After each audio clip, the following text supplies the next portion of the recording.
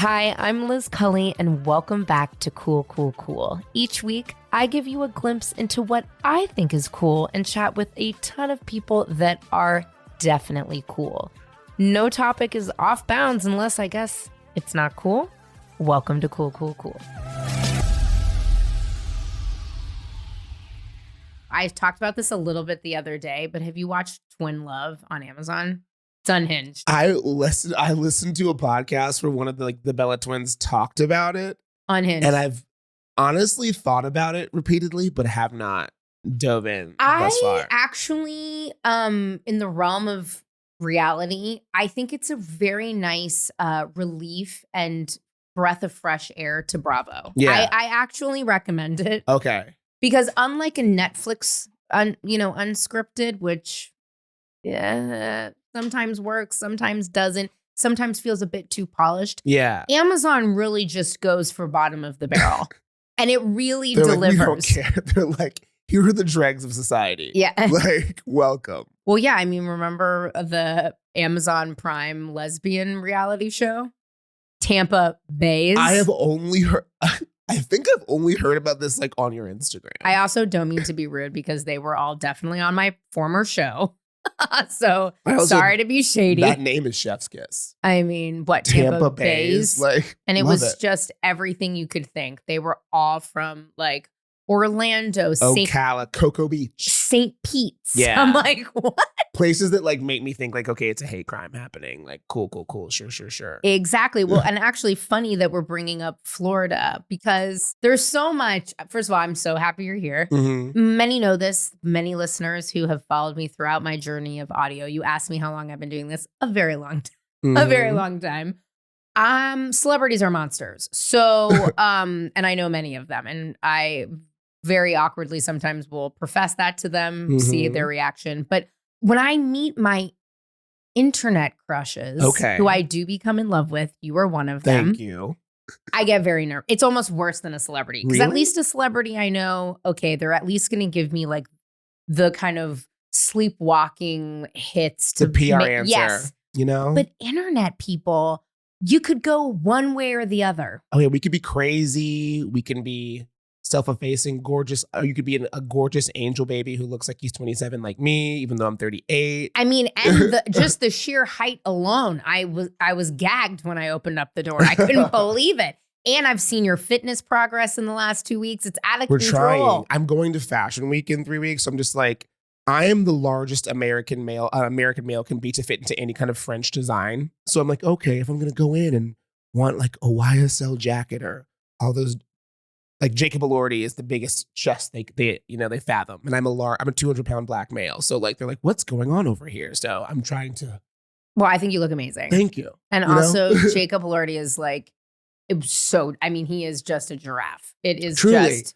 It's hard to look that elegant when you're that tall, and I think he's doing a pretty good job. Like, yeah, it's so like when you see the Priscilla press tour and he's like next to I think Kaylee who plays Priscilla, she's 5'1", so it just looks cartoonish, like he's out of frame like an adult in a Charlie Brown cartoon. Completely. It's just like belly button down. It also just is a reiteration that like Elvis was a pedophile. I know. That was like a little, and Priscilla was very, I guess she liked the film, but Lisa Marie was very angry about it. And like, she was 15 and he was what, 22? Yeah, I think he was like 26, 27. And then I read the People article because even though People.com is a tool of the oppressor, in my opinion, ever since they said Blake Shelton was the sexiest man alive. So I'm sorry, like you announced yourself. Did they with really that. say he was the sexiest man alive? I was like, I don't think he's even the sexiest man alive to Gwen Stefani. Like not in her heart. I have to be honest with you, Gwen Stefani. So Tragic Kingdom Tour was the first concert I ever went to, which was insane. And at the time, growing up in San Francisco, I was lucky. Megan McQuinney, if you're out there, shout out to your mom, who was a boss and worked at Visa and got us backstage tickets. And Weezer, this is really taking, because you and I are the same age. Yeah. Are you like ready? I'm ready. Okay. This is like prime 10 years old. Like we're doing it. We're doing it. We're doing it. And we went backstage. We were at the Shoreline Amphitheater. And I had my like little gem stone in like my forehead, which was not okay. And then, like whatever I was wearing from, Delia's that I begged my mom to buy me. And we met her. And I have to tell you, it was like one of the most incredible moments of my life. But unfortunately, and while she has the best mascara on the market, Yes, hands down. Okay. The Blake Shelton, I just really can't understand. I really can't see them having sex. And I really because Gavin, as much of a piece of shit as he really was, at least I know they were having sort of like hot sex. Yeah, like you get it. You see, if you listen to Razor Blade Suitcase, you got it. I just was like, you got it. Like, I just don't get it. Blake Shelton, he just looks like an anthropomorphic like bag of water. I don't. He just looks like he's being held together by a jean jacket and a prayer, and I'm just like, if you touch him, he would just burst. I just don't get it. Okay, sorry, you read the People magazine article about Priscilla and Elvis, and she was talking about like I was 15 and like my parents just they wanted me to not do it, but they couldn't stop me. I was like, who are your parents? Like, I grew up with like black parents in the 90s. Like, bitch, they sure as shit could have. Like, they could lock you in your room. They could beat the shit out of you. But here's the thing. I had parents like her because at 15, I was dating literally the hottest, baddest boy in all of San Francisco, which it's different when you grow up in the city. Because we have like... I don't think they were in the city, though. I know, but I'm saying it's different in the sense that like the hottest, baddest boy in a city is like the worst bottom of the barrel. Like, literally cheated on me when I was 15. He was 19. He got a chick pregnant. He wasn't in the army, much like Elvis was like an officer in the army on break from his third album. Fair enough. Was like, you middle schooler, I choose you, Pikachu. That's nasty. I know. He's a nasty culture vulture. We love him. Like, God bless wherever you are, Elvis, but I know. No. Well, okay, so speaking of hot white men, I suppose. So Tom Holland likes one of your reels because I have to know, much like people who do actually know me, I always get the question, what do you do? Like, who are you? So many people, if you listen to the trailer of this show, that's how I wanted to start this show because so many people are like, who the fuck is Liz Cully? And I'm like, I don't know. I'm going to let other people describe it. But I must know who you are and where you came from. My name is Blakely Thornton. I am a Scorpio born in Dallas, Texas in 1985. I call myself a pop culture anthropologist because like everything is the way it is for a reason. And ever since I was little, when I'd be like, what's going on? Who is that? Like, what's happening in this commercial? My mom would be like, find out, look it up. And I think that's the way my brain works now. My parents also put a cable-enabled television in my bedroom when I was 4. So I remember... So you were spoiled. Everything from Real World 1 to Red Shoe Diaries, like things that I should not recall are burned into my brain.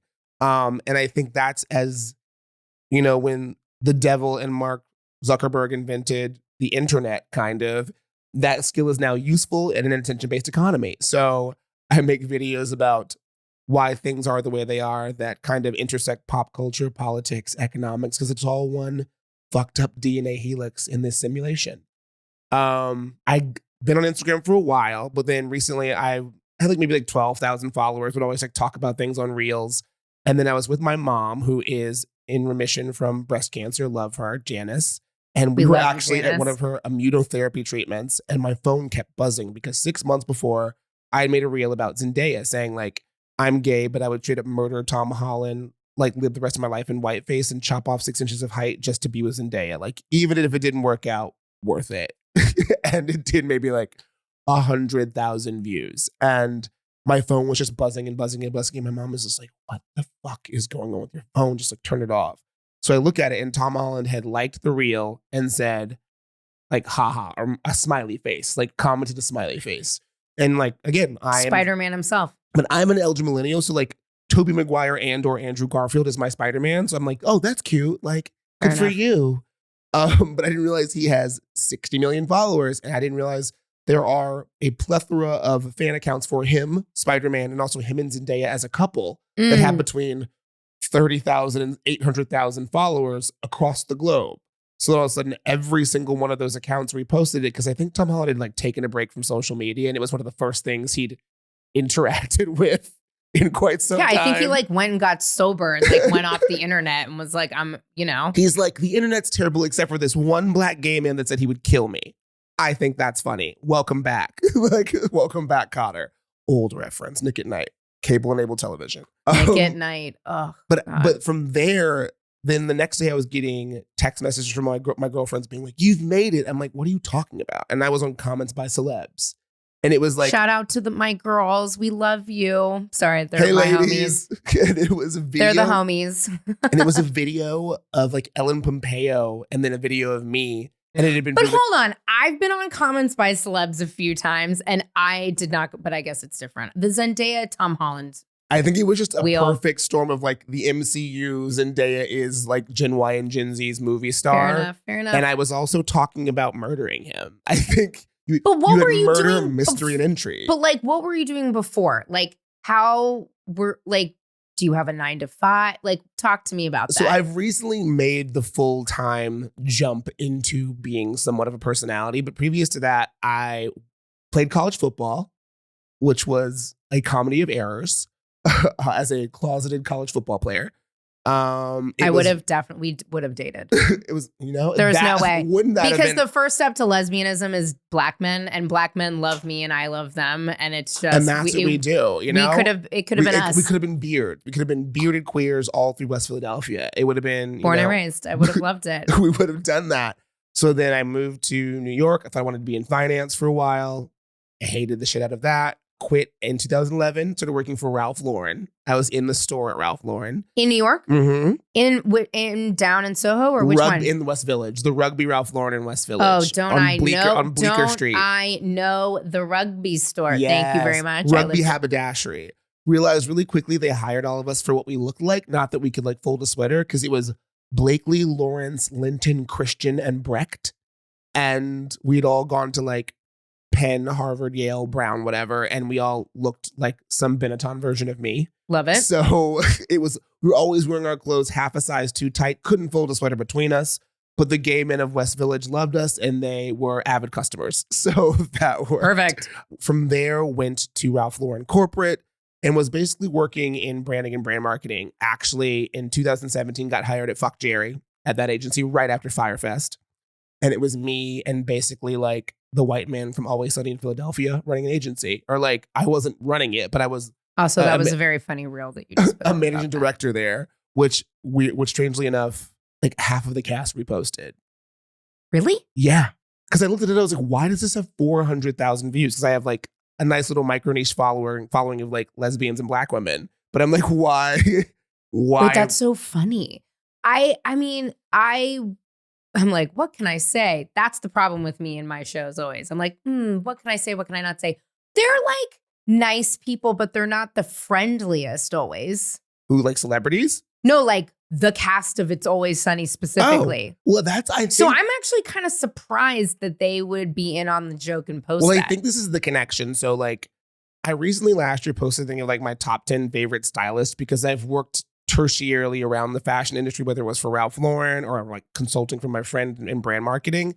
And I've seen behind the curtain of like how hard these people work for like, they're like, oh, it's so like everybody thinks of like the Rachel Zoe project. That shit, it's not like that. No. It ain't, baby, that ain't it. So I posted like top 10 favorite stylists and a lot of them started following and talking back and forth. So Ilaria Urbanati, who's Rob McElhenney's stylist, and like Ryan Reynolds, Barry Keoghan. We love Rachel. My wife loves her. And also like we have the same hairstylist. Shout out to Aaron. We love Ilaria. Yes. Love that. Her work is so good. And I noticed it with Chris Evans. I call it the cuffing season sweater, where she puts a sweater on a man and it like hits just so, where it's like you just see enough chest, but it's not overtly sexual. It's like, I bet he drives an XC90. I bet he goes to therapy. I bet like he takes his kid for pancakes in the morning. Like, yeah, like a kid. He's not too manly for oat milk. Exactly. But like still will put it down. He'll watch The Holiday with you and then dick you down. Like that's the man. Might even kind of like Salt Lake City Housewives. It might even like he likes Beverly Hills and like Married to Medicine. Like he's not, his taste in Bravo isn't the best, but he's down to watch with you. He's down. He knows Andy Cohen is a chaos demon. Like he's aware. He's culturally aware. You said it, not me. I'll say it again, Andy. We matched on Tinder and he never DM'd me back. Really? I mean, we never met up, but there was a DM. I'll be messy. Yeah. Because my hotel was in Brooklyn. He didn't want to come across the bridge. That tracks. Yeah. I'm dying. Oh my God, are you on Raya? Yes, I am, unfortunately. How's that going as a gay man? What's Raya like for the gays? I only know it through my straight friends. Like my friend Erin, I love to play with white women's Raya because I just go ham. And there's so many, just the guys the straight men are so horny. Straight Raya is a cesspool. I feel like the amount of fedoras I see on Straight Raya. No, I'm like, how did you get here? And you know who is constantly in her feed is Quincy, Diddy's stepson, who like, I'm just going to throw it out. He's been always very nice to me. I'm sure you're not going to listen or to watch this, but I've known Quincy a long time. And she's always like, oh, he's so cute. I'm like, that's Diddy's stepson. No. That's all Be Sure's biological child, girl. Oh, yeah. Isn't it? Mm-hmm. This is why I love you. You're right. It is fucking Al B. Sure's, but that's the job. Right? Wow. See? Ow. God. MTV enabled MTV Video Soul. On VH. Well, first of all, Video Soul. You remember that? Of course I remember. Woo! So what I've started to do now that I've just realized that I will probably, like, no matter what, never stop the fucking wreckage of Mark Zuckerberg and my Instagram account. I just now am every day curating old 90s and early 2000s R&B music on my Instagram. So every day I'm putting a new song. My wife's like, nobody cares about Which one was today, though? Which one was today? Well, actually, I did Madonna. Okay. Which Madonna song? It was great. Here, I'll show you. Because I love the old videos. Yeah. Wait, if I do this, am I going to lose my thing? Yeah, I can't show you now. Sorry. What's the song called? It was Respect. It was Strike a Pose. Vogue. With a little child dancing in the 80s. I love that. That memory unlocked. So my parents kind of knew that I had a strong ego when I was little. So when they couldn't get babysitting, they would like hook an old camcorder into the TV or into the VCR and then film it at me so I could see myself on the television. And they would just turn on like Janet Jackson or Madonna. And I could just entertain myself looking at myself dancing to those things for hours. I wish your parents were my parents. My parents knew that I was a star, but they just tried to dim my light. So the funny part was like, I know they would put on Janet Jackson's Janet, which I knew every word to as like a 7-year-old child, but it's one of the most like, I knew the words to Throb when I was 7 years old.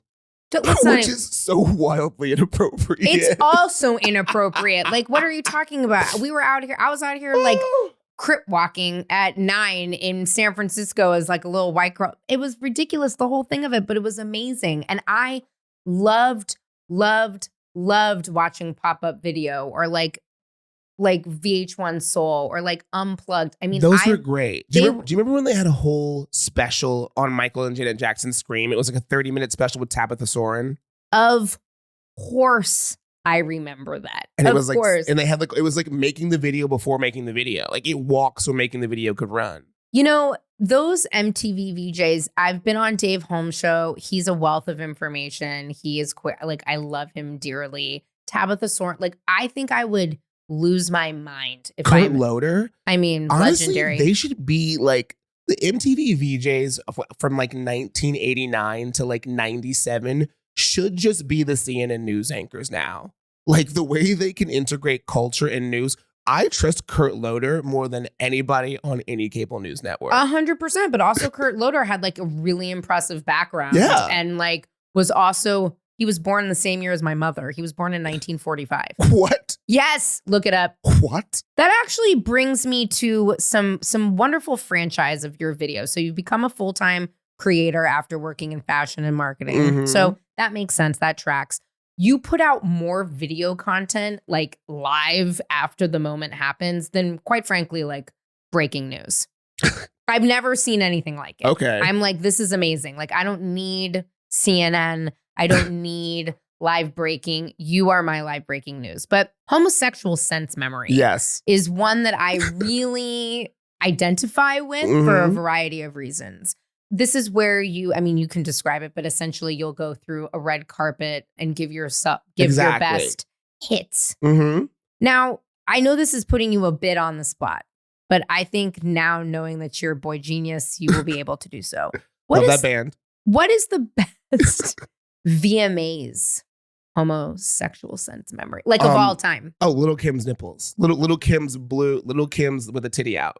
The blue outfit with one titty out. That's iconic. And then Diana Ross bounced her titty on stage. Yeah, I was going to say that. Is the moment. I don't think you can quite compare to anything. I think Rose McGowan is the only second on that one. But I would agree with you, but that was also, she was with Marilyn Manson, who in the contextual history of everything kind of ruined all of it. I know. But Rose, we love you. That like string dress, yes. It was pretty great. Mm-hmm. Okay. Another one for you, homosexual sense memory. Okay. And, she has been controversial in saying that she does not work with a stylist. I'm not really sure I agree with that. No. Blake Lively. She should get one. Oh. Okay. So you have no homosexual sense memory for her? Ever? No, one. I think it was the 2010 Cannes Film Festival. She wore like a red dress with like, it was like titties up, slit out, high pony in a braid. Ooh. It was amazing. Like, because her body is fantastic. She looks gorgeous. She's a gorgeous woman, pregnant, not pregnant, all of it. But I just think like it feels like the lady doth protest too much. She's like, I don't work with a stylist. It's like, girl. Yeah, you do. One, the houses are pulling things for you and they have stylists in the background. And two, it's not always, the look isn't always looking. The look isn't always looking. So that's interesting. So you did a couple of great ones recently. I am coming off of the longest 2 weeks of my life. Golden Globes, Critics' Choice, Governor Award, and Emmys. I did walk the carpet at the Emmys. Who is your homosexual sense memory of this year's Emmys? You did it on and you can watch it on. Of the Emmys? This year. I'm like trying to, because like honestly, Critics' Choice and Golden Globes and Emmys were so close. So the Emmys, honestly, you know what? James Marsden. That man is 50 and that man is fine as fuck. He's lovely too. I just also think it's like, you've seen all this playfulness on the red carpet. I kind of think the men brought it harder than the women. I think they were taking more swings. So at the Emmys, it's like he did a classic. I think it was Canali. Yeah. And it just looked like no bow tie, cummerbunds.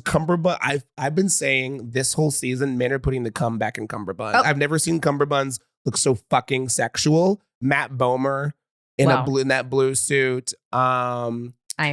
Like Warren Alfie Baker is another stylist. All his clients have been in cummerbunds, but they're in a way that makes me feral. And I've never thought a part of a black tie outfit would make me want to like jump through a TV screen, but it has several times to this point. James Marsden and I, we got caught in a very awkward hallway 2 Saturdays ago. And I then got pressed up against a wall while he did like a whole photo shoot. And it was very awkward. And he was staring into my eyes. Anyway, that's the story. And I felt like we had exchanged something and it was also I didn't know what to do. That was I just was like, did we just fuck? I fuck? Am I pregnant now? That would save me some money. Exactly. Can I cancel everything? But he's very funny and very lovely. I think he's one of the weird cases where I feel like physical beauty makes people like actually, I think he actually has the opposite of pretty privilege where he's been a hilarious comedic actor since 30 Rock. But because of his cheekbones, we're all like, shut the fuck up. That's fair. Nobody cares. But like he was like going toe to toe and then like a semi improv show with like Tina Fey. No. 10 years ago. Yeah. And people are like, just shut up and be pretty. Just go away. And it's so funny. No one has ever said that to me. Okay. Elder millennial wish. Yes. Because you and I, again, it's like I wrote these and it's as if I knew you. We talked very quickly at the start of this episode about Tampa Bay's Florida, the beach. Very nostalgic for me. Sounds like you and I were raised by MTV, was Spring Break. Oh, yeah. So what between the three of these, which is your most elder millennial wish? Okay. A reboot of Baywatch. Okay. MTV Spring Break revival. Or Splash, a remake of Splash. One, we already kind of got a reboot of Baywatch with Zac Efron and The Rock, which left much to be desired. Oh, I forgot about that. So, not that. It just came and went. Splash, like the Daryl Hannah Splash, or the Bo Derek Splash. Yeah, Bo Derek. I'm going to be honest, elder millennial shame, never seen it. Really? So I don't know. Okay, it's actually quite good. I have, and I call them like, I know a lot about pop culture, but I call them out in my videos. I do have like, I call them Caucasian cultural blind spots. Where just like, I'm aware of this thing. I'm aware of it enough in terms of a cultural context. Like, oh, okay, Bo Derek, the braids in the hair. Jay-Z's talked about it. Do I need to see this old man and whoever this mermaid bitch is? No. No, I think you can skip it. I mean, I actually have the same thing because I lived in New York, but I also went away to school. Story for another time. Where I didn't watch like any like I've never seen Buffy the Vampire Slayer. I've never seen Gilmore Girls. I've never seen, like, there's all this shit that I've never, ever seen. I didn't see Mean Girls until a few years ago. Buffy the Vampire. I'm never seen it. My ears started exploding when you said you've never seen Buffy the Vampire Slayer. Ever, never, That's not kind once. of homophobic. Well, I'm not that gay. That's very Florida. That tracks. That, you know what I mean? It's giving don't say gay. It's giving don't say gay. Okay, so what are you going with? I guess I have. I'm gonna go MTV Spring Break. Bring it back. It never was New Jersey more a desirable place to be. I just think, give me Carson Daly. Give me honestly Eric Nyes. Give me Say What Karaoke on the beach again. Bring back. You know what? Give me Jesse. Answer D. Bring back Say What Karaoke. Wow. I still remember there was a group of 3 that sang Maya's Case of the X, and they had Poppin' Fresh choreo. Stop it. On Say What Karaoke. And that It's after midnight performance, and she's all alone. That performance on Say What Karaoke, I would say was better than 70% of what you will see at any live Grammys. Bring those people back.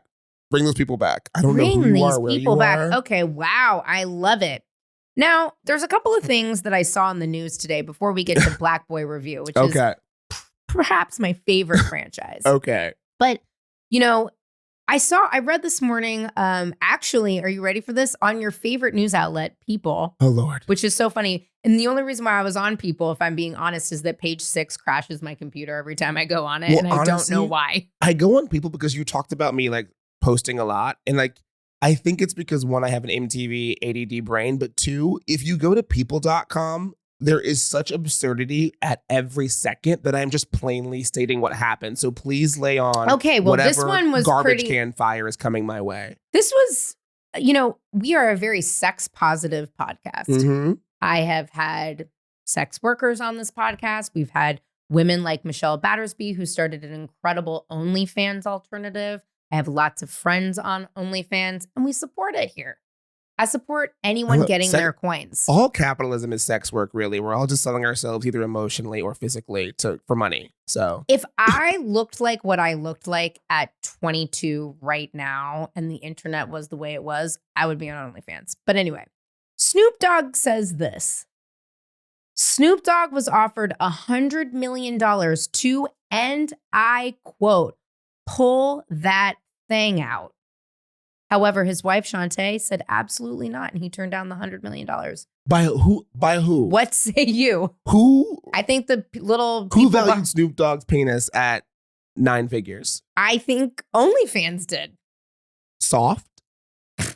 I don't know. I have questions. I don't know. This is the way my brain works. My brain automatically, when I hear any information, goes who, what, where, when, why.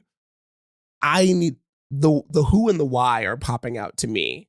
Who do you think, if, let's just say hypothetically, he did take the, and I quote, $100 million to pull that thing out. Okay. Who is subscribing to him? I tell this to my sister when we hear something culturally obtrusive or whatever. It's dark and hell is hot. Everybody needs somebody sometimes. And I think there are people out there that are curious, like a lot, even with OnlyFans, with all these like, gay fitness instructors or chemical engineers that are actually just OnlyFans guys. I'm just like, who's subscribing to this? Or then I was like, oh, all these like people are on Twitter, like fucking. I didn't use Twitter or X, sorry, Elon, until like 6 months ago. And I was on like a group chat with my gay friends. It's now called gay porn. Cause I was like, did y'all know you could see porn on Twitter? It's and they're like, crazy. But I'm like, who's subscribing once you can see 90 seconds of this? Like, why would I don't know. Well, yeah. I mean, listen, the OnlyFans things has gone off the rails. I was in a Pilates class in Glendale the other day at a club Pilates, which is not like it's that boutique fitness. And there was a girl across from me, and I just had a hunch. I've seen her before, and I don't know, her vibe is not vibing, but she was wearing a white tank top that was tied with no bra underneath, so you could very much see her breasts. And I'm saying that I'm in Glendale. Like, it's myself, this woman who's probably around my age, and then like a lot of much older women in their 60s, like doing Pilates at 10 p.m. on a Sunday. And she set up an entire camera rig and was filming herself doing Pilates. That's just life in LA, though. No, it's like I think it was OnlyFans. I think she was. Oh no, I agree. I 100% think she was, but I think I think she probably had somebody that like likes to see her like the weird sweat lines that happen. And it was like a $500 interaction. It paid for her Pilates, her dinner that night, you know? And again, damn it. Find your niche. Everybody needs somebody sometimes. So like, I need a new kitchen. Make your, exactly. And I need a backsplash tile is expensive, baby. Isn't it? It really is. The fixtures alone. And then you got to buy the chrome, and then you got to spray sea salt all over it, like Jenna Lyons said, to make it look like it's weathered. I was with her on Monday. Oh, how was that? She's so sweet. She's amazing. What were you guys doing? Getting ready for the Emmys, weirdly. Like, because you were in the friend group, or you were shooting, or what were you doing? No, she literally like through the internet was like, "You're really funny." Stop it. Were you with Cass too? You're cool. No, we just literally like hung out, had breakfast, talked, and then she went to the Emmys. She's actually like super smart. No, she's lovely. I also interviewed her during the pandemic for Cultured Magazine, so there was like a history there. Okay, that's a huge, buried the lead. Huge thing. Buried the lead. I'm like, okay. But then she was like, "Hey, I'm in LA." I was like, "Oh yeah, cool." Because we talked ad nauseum for the interview, but actually never met in person. So she's like, "I'm in LA. Like, what's up?" I love it. I love the trajectory for her. It's been interesting. It was such an interesting move to do it. I love the Cass Bird of it all now for us, like little fashion people. I mean, it's all, you know. I said Cass Bird she has taken the only photo of Kylie Jenner that I really like. And it was that Wall Street Journal cover where it's it was just like so interesting and personal and like high fashion in a way that I'm not used to seeing her, which just proves there's a context for everybody. Like, I also think obviously I'm not Kylie's audience. Like, arched back, open mouth doesn't typically work on me with people that don't have a Y chromosome. So, That's interesting. God, you're leading me to all of my notes. And I never have notes, but I felt like I really needed to be prepared. Do you think Timothée Chalamet and Kylie? Thank you for using the correct pronunciation, because he will forever be a Victorian doll come to life. Thank you. Mm-hmm. Do you think Timothée Chalamet and Kylie are the Caucasian couple of 2024? Of 2024? I feel like it's early to say. They would have had a chance if they hadn't debuted so early in 2023. I feel like they've like petered now. Like we're used to it. Because you said Hailey Bieber and Dustin were the Caucasian couple of 2023. Oh, 100%. They through blunt force trauma, they beat me into it. I was just like, at first I was like, why does he look like that? And then I was like, you know what? He's letting her shine. She's walking in the front. She's doing the things. And also, baby, we're tired. It's 2023 and we're tired. Who doesn't want to wear sweats? I wear who doesn't want to, like, once you get the arm out, who's not going to just keep it over their shoulder? Fair enough. He's the people's pop prince right now. And he's Canadian, which means, the healthcare is free up there. Like, fair chef's enough. kiss. So, okay, Timothée Chalamet and Kylie, do you think some people have speculated that it's not real? Some people, what is your take on it? I don't care. They don't interest me personally. No, not at all. It's very weird. Like, I like them sartorially. I like him being dressed like Trinity from The Matrix in an airport, or like her suddenly having like a soft phase. But in terms of like what they talk about with each other, I don't care about people born after 1987. So like, fair enough, baby.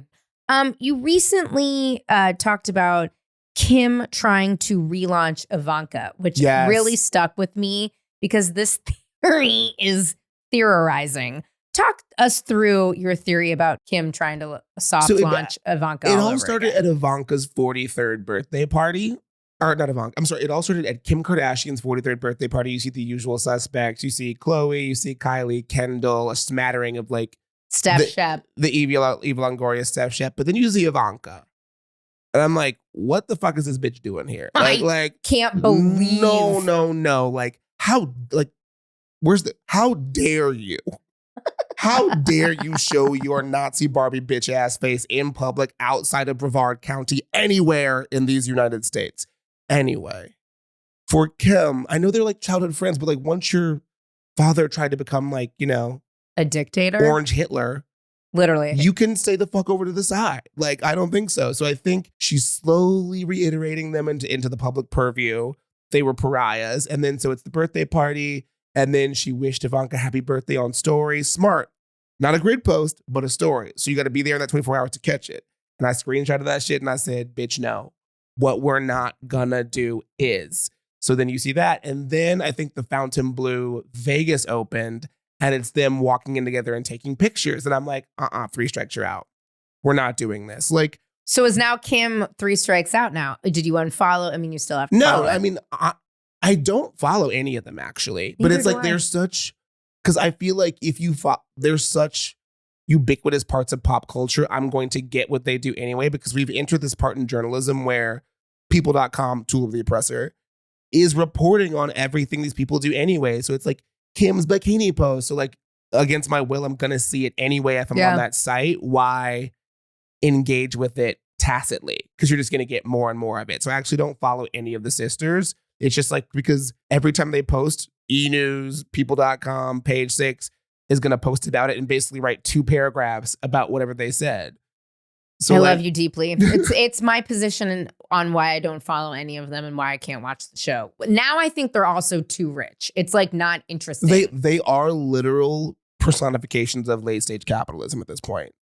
It is like if you make capitalism into like, what was that movie with Bruce Willis when they had like the people that like if they like robots. The Fifth Element. No. It was like they were robots and you could have a perfect robot. You could put your brain on like a perfect robot version of you.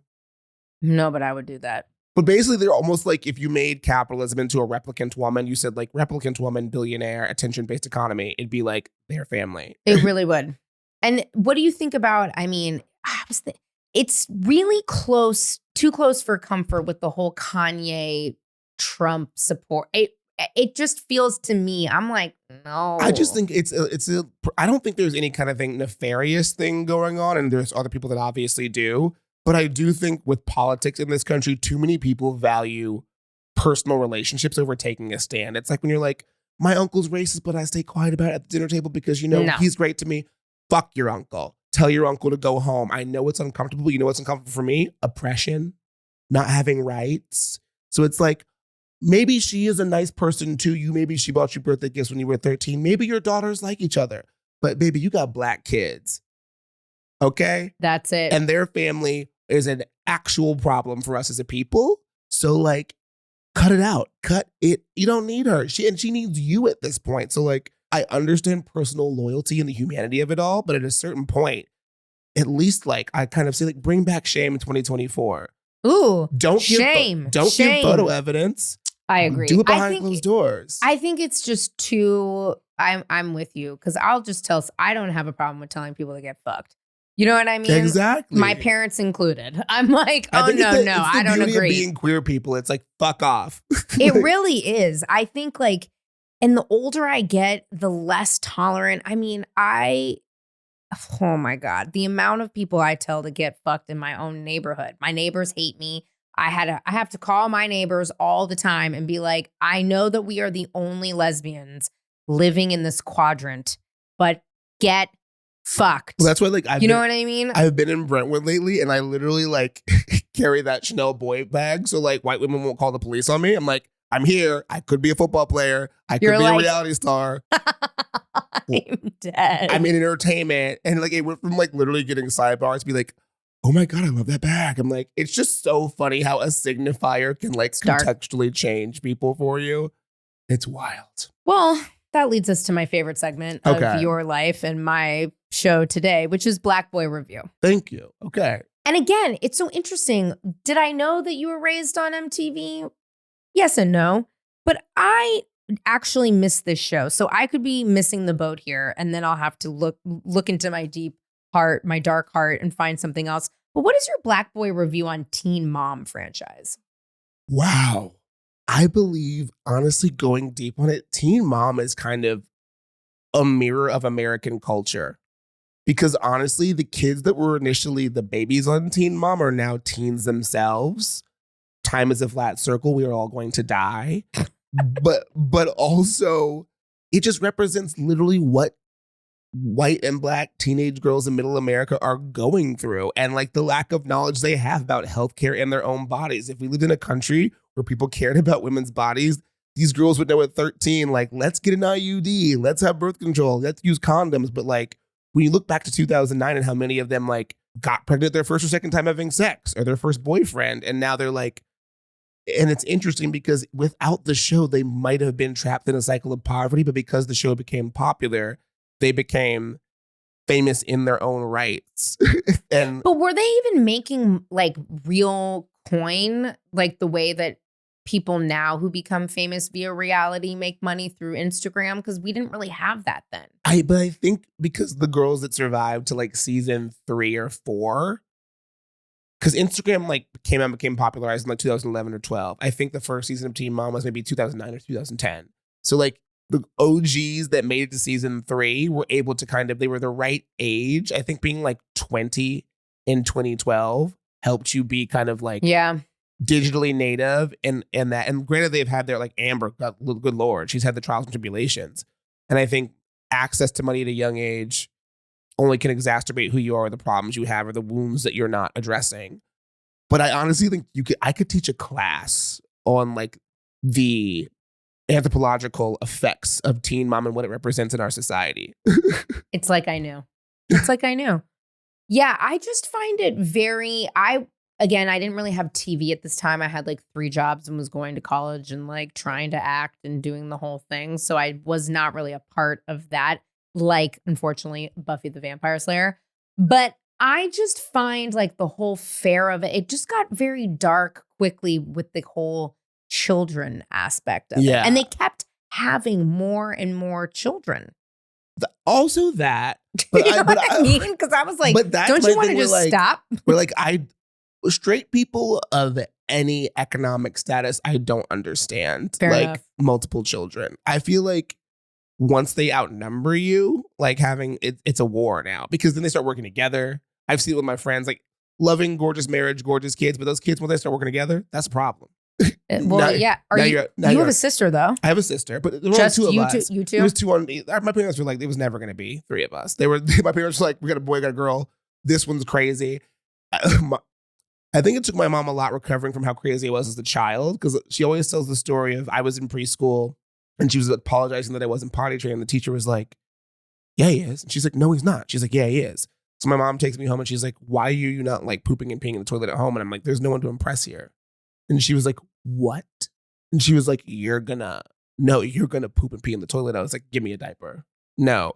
And she was like, you're gonna poop and pee in the toilet. And I was like, no. And so I like went to the middle of our living room, sat down and just like shat on the floor and looked at her. And she was like, and it was like 1988 and 89. And she was like, oh, I have the black baby from The Exorcist. Like, because there's no like internet. There's no like Googling like disorder. She's like, this is a demon. I'm going to wait till my husband gets home. I'm going to like lock myself in the bedroom. Oh my God, I'm fucking dead. So wait, what star sign are you? Scorpio. Oh, that's why. So I think after that, she was like, what's your rising and your moon and all that jazz? Do you know? I can look it up, actually. You're on a lesbian show. I have co-star. So. Oh my God. Should we be co-star friends? We should. Let's do it. Oh, actually, how funny. One of my very famous porn star friends just texted me and invited me. Are you ready for this? To a baby shower. Oh, that's cute. Oh, okay. All right, co-star. Let's be friends. I like to see. I'm an Aries moon and a Capricorn rising. Interesting. I am an Aries moon, Cancer, but Aries moon, and a Gemini rising. I don't know what, to be honest, I don't know what anything besides Scorpio means. So, which is, I think, very Scorpio of me. It is very Scorpio of I'm just you. like, cool. All your other signs are like, whatever, cool. I love Scorpios. They're so complicated, but my mother is one. My best friend. I have so many Scorpios. I really just get along. I think because I am tickled by your narcissism. Oh, 100%. I'm tickled by it, which is why I'm so narcissistic. Like, that's where my videos come from. If I make me giggle, that's my only goal. So, and how does that work? I mean, so now you're a full-time creator, you're waking up, and are you just like ingesting the hellscape of the news and then reacting? Because doesn't that get a little tiring? It does. But I mean, I'd be ingesting the hellscape regardless. At least I get some validation that like, other people feel the same way. Listen, I have to tell you something. I think you either stole it from me. I'm going to put it on the permanent record. I think I was the first one to say that Jack Harlow is giving Iggy Azalea. In fact, you know what I actually said? I said Jack Harlow is giving Chanel West Coast. And then I paused and I said, wow, maybe it's Iggy Azalea. Way harsh. And then I was like, but I like that little Whips and Chains song. I hate that song. Do you? I hate that song. I hate it. Because I think the Splenda Daddy swagger that Jack Harlow and Drake have provided so many straight gem bros. If I see one more vanilla baby, shut the fuck up. You're just vanilla. You're just vanilla. You've never choked anyone. No one's ever wanted to be choked by you. Shut the fuck up. You and your gray sweatpants dick imprint can go back to the gates of hell. So you're not a Drake fan? No, I am, Aubrey.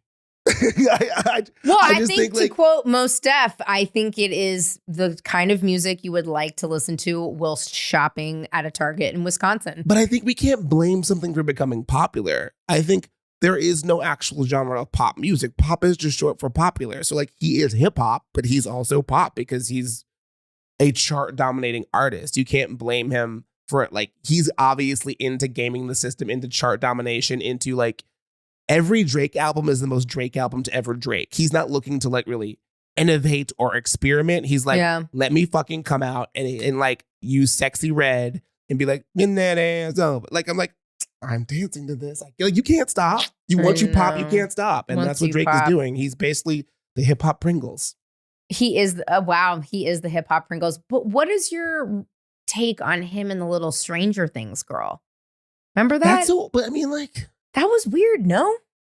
I honestly feel like also people forget that he was also a teen star on Degrassi. Yeah, in a wheelchair. So like people contextualize things, and I think sometimes we as a culture make it weird, but it's like, hey, keep your head on straight. Don't be an asshole. Like, be on time to set. I feel like that was the nature of their relationship. People are just like, but because his lyrics are about such weird things, and Millie Bobby Brown is a teen girl, I feel like people like sexualized it. And yeah, sometimes people are just trying to help. And he said that that's my little sister. Like if it was like Noah Schnapp, also as like a gay person, I'm like, not everybody's attracted to everybody. So like if he was talking to like one of the little boys from there, would it be weird? No. Yes. Actually, yeah, it would have been fucking weird. He was like, I talked to Noah Schnapp, and I'm like, keep your head on straight. And he's like, yo, Drake's the big homie. I mean, Chris Brown was friends with Justin Bieber, and nobody batted an eyelash at that. People were like, oh yeah, he's a good role model. I have so many thoughts on Chris Brown, unfortunately, but I really love those. Hey, didn't tell me if you've seen it. I love that little song. He could have been. He could have been. We were rooting for you. It could have been us. Rooting for you. It really could have been us. This could be us, but you're playing. Except playing was hitting people. You know, it really. And then I have to get your take before we part. I could just sit here and ask you questions all day long. Rihanna and ASAP. What's your? I love it. Do you? I love it. I love the woman being the alpha. That's why I named Justin and Haley the Caucasian couple of 2023, because I think the woman as the alpha is what we need. We need more of that represented in society. Like, listen, one of my best friends who I love dearly, Leah McSweeney, said many years ago, men are the new women. Men have always been the women. We just branded ourselves better. Like that's real. Like literally, I was talking about my friend. She had a baby and it was 11 pounds, and I was like, "That's a toddler. That is unacceptable." I'd be like, "Give it back." But then it's like babies, the wage gap, guys trying to kill you, and then like I was like, if I was a woman and a man catcalled me, I would just stab him to death on sight out of pure rage. Like, how fucking dare you? I love being catcalled, but like y'all can't do that, and I'm just like, men could not be women. So if you're not that hot like me, getting catcalled, like I go to New York and I'm like, give it to me. Tell me about my big ass. Love it, love it. Because you know what? In LA, it's like I don't exist. I just scream at people in the car and road rage all day. At least in New York, I'm having human interaction and people are telling me how great I am. But you know, men or women and how we've just branded ourselves better. The phrase like "get some balls" means toughness, and being a pussy means like bad. A pussy can push out something the size of a basketball and fix itself. It bleeds for 7 days and doesn't die. If you tap my nuts, I'll throw up. And somehow we have made having balls mean being balls of steel. It's tough. And being a pussy is being the life-giving thing that can bleed for a week and snap back is the weak thing. That's marketing, baby. That's advertising. Good job, Don Draper. Oh my God. But well, first of all, I couldn't agree with you more. I mean, duh. But it's bad PR. It's bad marketing. Who do you think who is somebody who doesn't deserve the great PR marketing that they have? Ooh, anybody? I mean, anyway, there's so many. There's so many. Who do I'm just like, the thing is, I try not to be a hater. I know. But I mean, I know I don't act. What am I lying? I was like, who gets such good people? I mean, honestly, just like straight white dudes in general, across the board. They get so much. They like, he's such a good dad. You're a dad. It's your fucking kid. Like when Joe Jonas like went to brunch and they're like, look at him. No, they're yours. Fucking take care of them. There's a nanny with you. I think straight white dudes get too much credit. I think they need to go back from whence they came for a while. I think they need a timeout. They shouldn't be president.